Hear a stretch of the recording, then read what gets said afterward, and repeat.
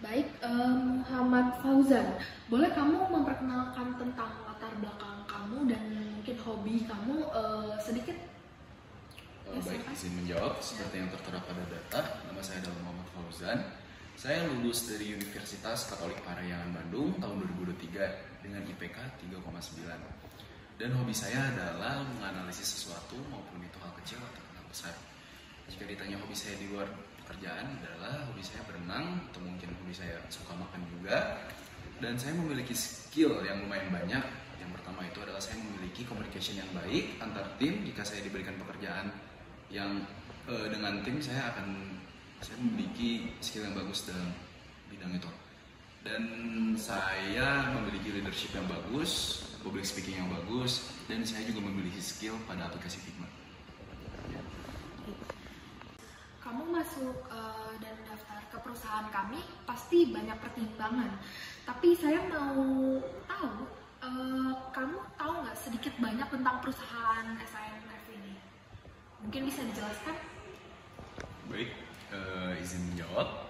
Perusahaan Surya Arta Nusantara Finance adalah perusahaan yang menyediakan layanan dan produk keuangan yang menyeluruh dalam pembiayaan investasi dan pembiayaan modal kerja yang berorientasi kepada pemenuhan kebutuhan konsumen. Dari sekian banyak perusahaan dan dari sekian banyak divisi dan bidang, kenapa kamu memilih posisi Business Development Analyst di perusahaan kamu? Baik, izin menjawab.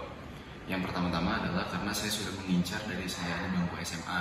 Dan ketika saya masuk ke universitas, saya memilih jurusan bisnis, dan saya banyak belajar tentang analisis development. Dan kebetulan di perusahaan ini, saya melihat ada peluang bagi saya untuk masuk ke bidang itu. Karena dari kuliah hobi saya adalah menganalisis, maupun itu keuangan maupun strategi perusahaan, saya merasa cocok dengan perusahaan ini, dan pekerjaan ini akan cocok dengan saya. Boleh kamu sebutkan beberapa kelebihan dan kekurangan kamu? Kekurangan ini kamu juga harus punya cara untuk mengatasi kekurangan tersebut. Saya menjawab.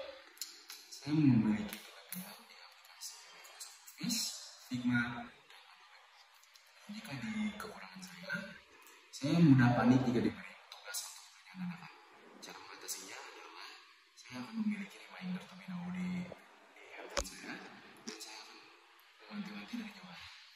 Dan yang satu lagi adalah saya mudah lupa, dan cara mengatasinya adalah saya akan memberi alarm pada smartphone saya agar saya teringat kembali dengan pekerjaan atau tugas.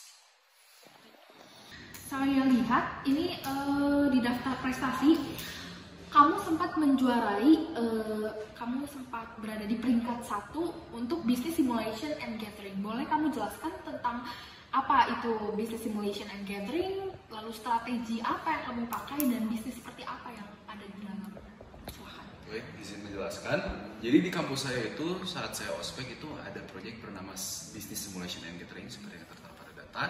Dan apa sih simulation and gathering itu? Jadi itu adalah proyek di mana simulasi berbisnis, semua mahasiswa yang harus mengikutinya akan memiliki perusahaannya tersendiri dan ide bisnisnya tersendiri.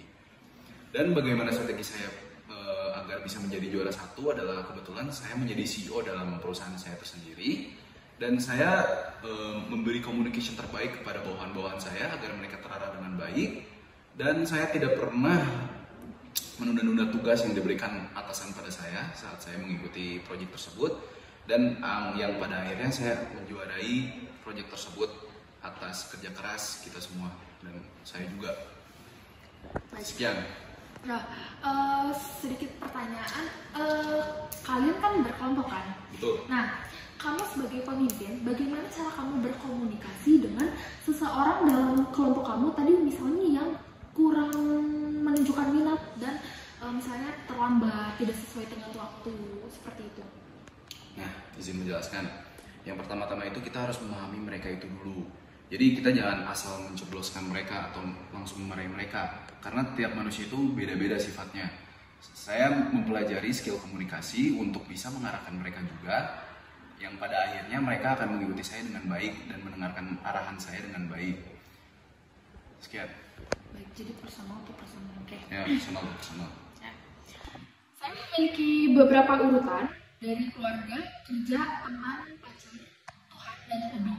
Boleh kamu urutkan dari yang terpenting sampai yang kamu anggap mungkin bukannya kurang penting, bukannya tidak penting, tapi bisa kamu tempatkan di posisi.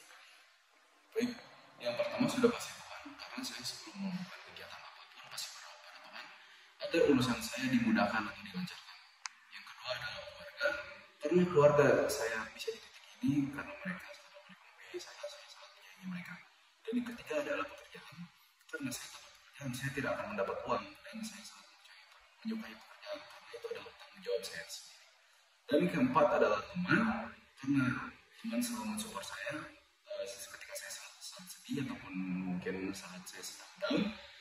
Dan yang kelima adalah hobi, karena saya sangat menyukai berolahraga, jadi hobi saya kebanyakannya adalah bersifat atletik.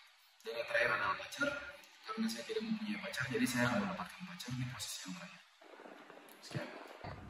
Jika kamu harus memilih, pilihlah satu tanaman yang sangat merepresentasikan diri kamu. Silakan.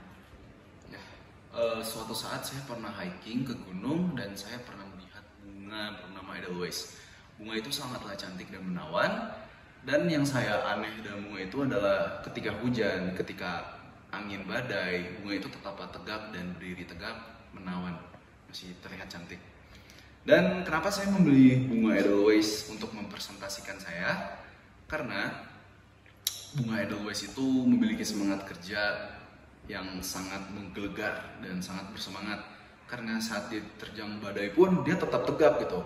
Jadi saya membeli bunga tersebut untuk menggambarkan diri saya agar saya juga terus semangat bekerja di perusahaan ini tanpa adanya lelah dan kondisi tidak enak. Jadi kamu mau mengatakan bahwa diri kamu tipe orang yang tahan banting. Betul. Oke. Baik, saya rasa segitu dulu Fauzan. Untuk informasi lebih lanjut akan saya kirimkan lewat email. Kamu tunggu aja mungkin 1 minggu. Cukup sekian. Terima kasih atas waktunya. Baik Bu. Terima kasih banyak.